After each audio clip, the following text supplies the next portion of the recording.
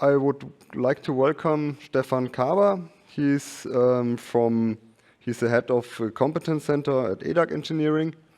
And yeah, I think he will give us some insights of the design and engineering of lightweight structures, and especially with the reuse of the parts. Yeah. It's your stage. Okay, thank you. Thank you all for coming. So my presentation is about design for reuse. My company, in a few words, we do everything you have to do to build a car, but we are doing this as a service, so we're not building the cars ourselves. And if you want to have any component which is from the mobility industry, just ask us, we can do that for you. You have to click? No? Is there something like a presenter here? Ah, this one. Too easy.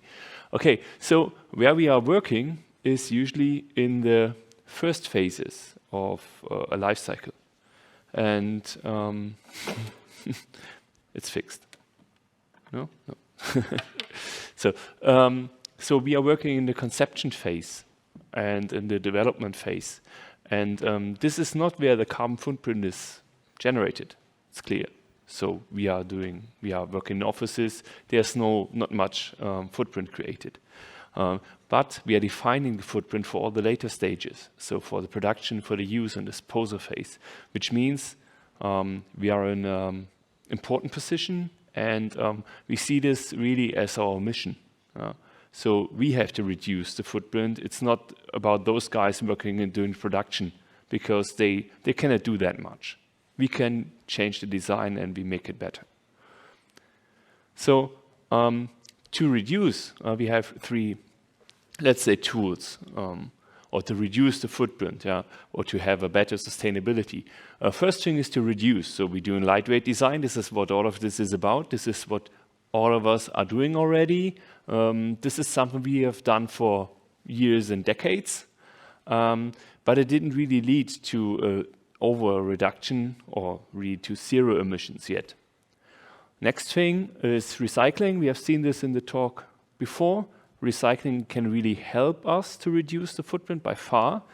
But if we are talking about fiber-reinforced plastics, for an example, recycling would mean cutting the fibers, which would mean reducing the properties. So a better thing would be reuse. So reuse the parts itself. Not to reuse the material, but to reuse the parts as much as we can. And in particular for fiber-reinforced plastics, that's also an issue.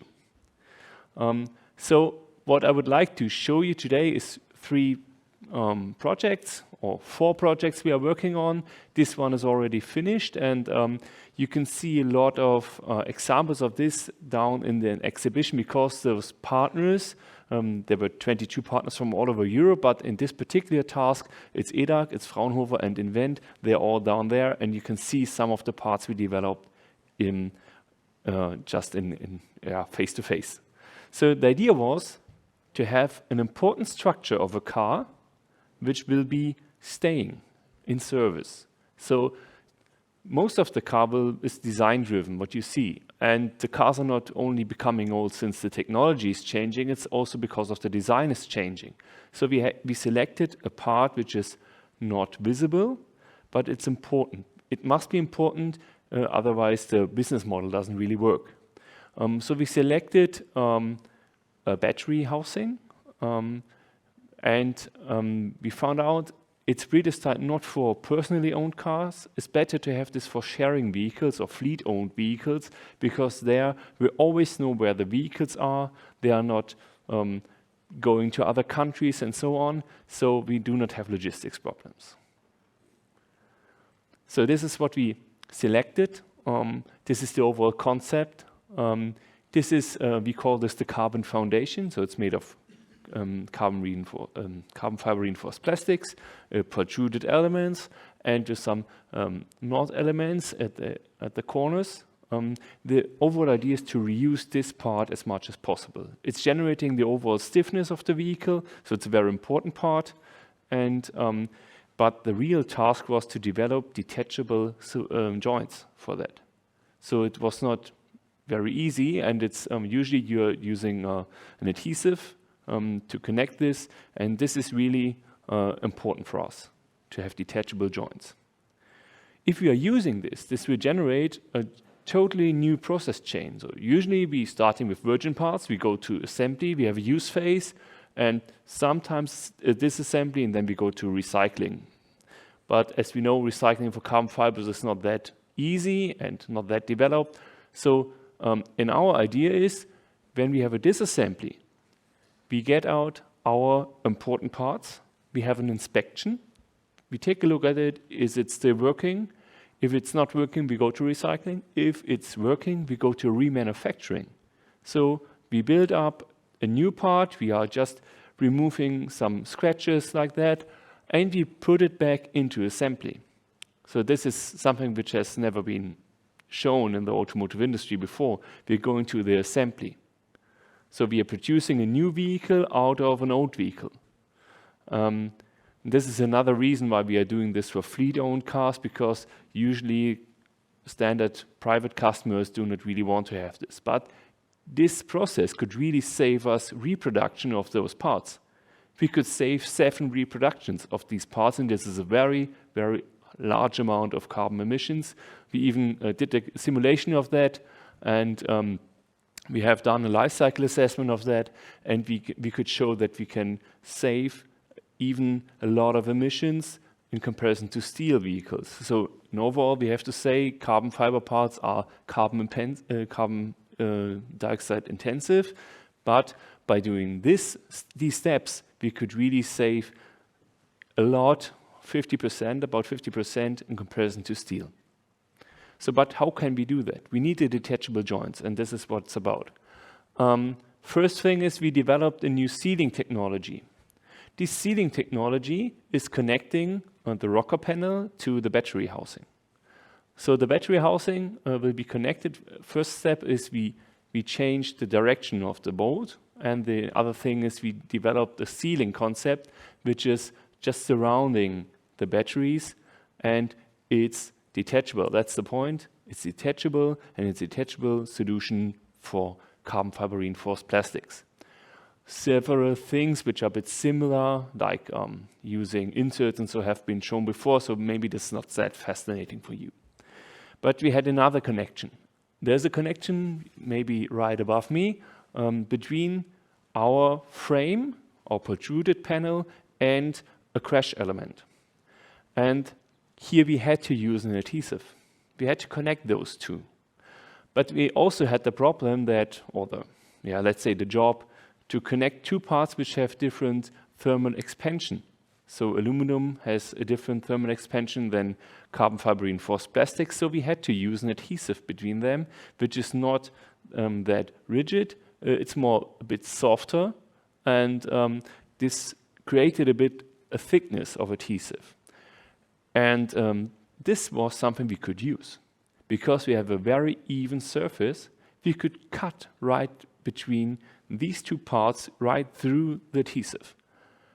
And if you could use a CNC saw, which is there, so there are machines existing for that, you could just cut right through them, and we had some trials about that maybe working. So what was about the trials? I would like to show that. This is a trial with a real part. This is part of a BMW i3 behind the rear bench. And this was done by my own hands. So we were just cutting with a wire saw right through the adhesive. Something similar is done for windshields already in cars, and it was working. You see the surface up there. It was maybe a process generating some sweat, but it was working. Afterwards, we were just cleaning it using a grinding machine, which was very, very easy. And here's the clean part, which is very, very well prepared, and we could really start reusing it. And that's the most important point. The cutting of an adhesive is an applicable technology. It's using, you can use machines for doing that. It's working, and this is really generating something like a circular economy for you. But there will be a question about what if the surface is not that even. Some of our colleagues from Invent and from Fraunhofer developed together with us, let's say, a process or an adhesive filled with expandable particles, which can be generating a self-destructible adhesive. And there will be a talk about this tomorrow, so that's why I'm not presenting this today here. And but this is very, very cool, and which was in use for all the other parts. So here's an overview about our demonstrator. So we have the crash structure, we have the detachable adhesive, we have the protruded parts, and up there you see the reusable seating structure, and this is what the talk tomorrow will be about. Here you do not have the even surfaces, and that's generating, let's say, a different use case. But as I said, logistics is a problem. Logistics, and if you consider you are getting back parts which are already in use, maybe you want to know what was happening to those parts. And that's why we joined another consortium. It's a DigiPrime project, 36 partners from all over Europe.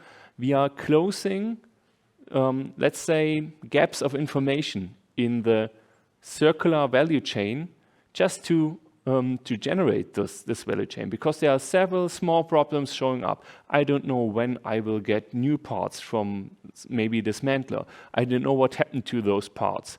I don't know what to do with those parts maybe. And this is something we are solving here, and this is an ongoing project, will be ending in 1.5 years. And we are really looking forward to generate this platform and really to get to go online, and maybe then you all can join this and we can take part into, let's say, a circular value chain. Another project where we really developed this idea a bit further is the so-called Coza project. It's together with the core group of the fiber reuse project, and here we said, why only doing this for one part? Why not saying we can exchange a lot of parts in a vehicle? So we generated something like an open source kit for a vehicle platform. So we separated this into several parts, and all of them are detachable. Most of them are made by fiber reinforced plastics just for a very long lifetime. We are aiming for 30 years here, and we are thinking about, is it possible maybe to change the purpose of the vehicle, maybe to change from a personal transporter to maybe a transporter for goods. And something special for this is this rear axle. It's adjustable, and this is needed because if you are changing the purpose of the vehicle, you have to change, in particular, the suspension system of this. We also are using crash absorbers made of protruded CFRP.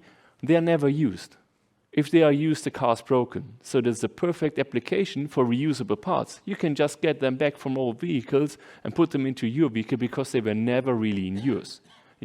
So this is something which is a good idea. And one last example.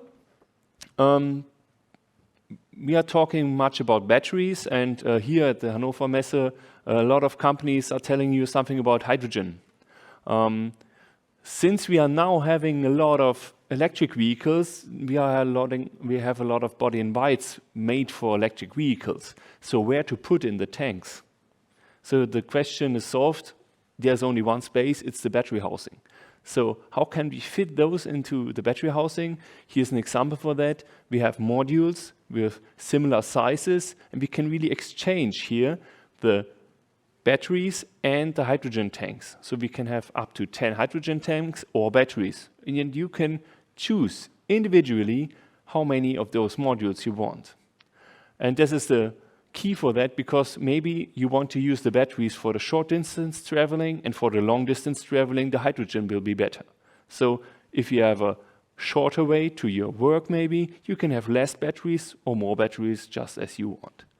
But the general thing about this, if it's exchangeable, if you are designing the parts from the beginning as exchangeable and reusable, this is done by having modules which are exchangeable, then you can generate a design which is ready for reuse. And this is how this could work here. So we have the resources, we do the production, we have our tank system, or let's say our energy storage system. After the use phase, or during the use phase, we are doing the check and repair, and maybe the batteries or the hydrogen tanks are good, are still good enough to go back into maybe as a spare part or as a virgin part again. So we can reuse those modules which are detachable, and as long as possible. If it's not possible again, then we could have a second life application. This is possible for the batteries. There are numerous examples, and also for the hydrogen tanks. So we still need refueling stations, we need transport modules. So this is something we can do. And then we can go back to recycling, and then we get back our resources. And just to point out, if you are thinking about reuse and recycling in an early phase, it's usually possible.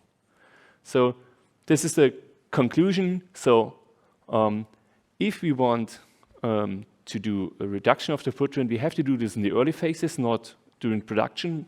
The ecologic impact needs, if we want to reduce the ecologic impact, we have to do a long-term utilization, in particular for carbon fiber reinforced plastics, new business cases, and without circular economy, I think we will not make it to a really sustainable society.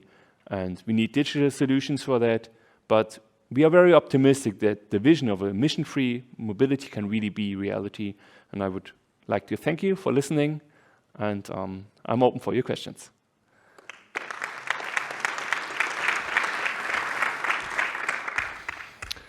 Thanks a lot, Stefan. Yeah, as he told, we have time for some questions. Do we have some questions here in the audience? Please. Yeah, thank you very much for your presentation. Within the fiber reuse example, you showed a graph where it stated that there are up to 7 reuse cycles are possible.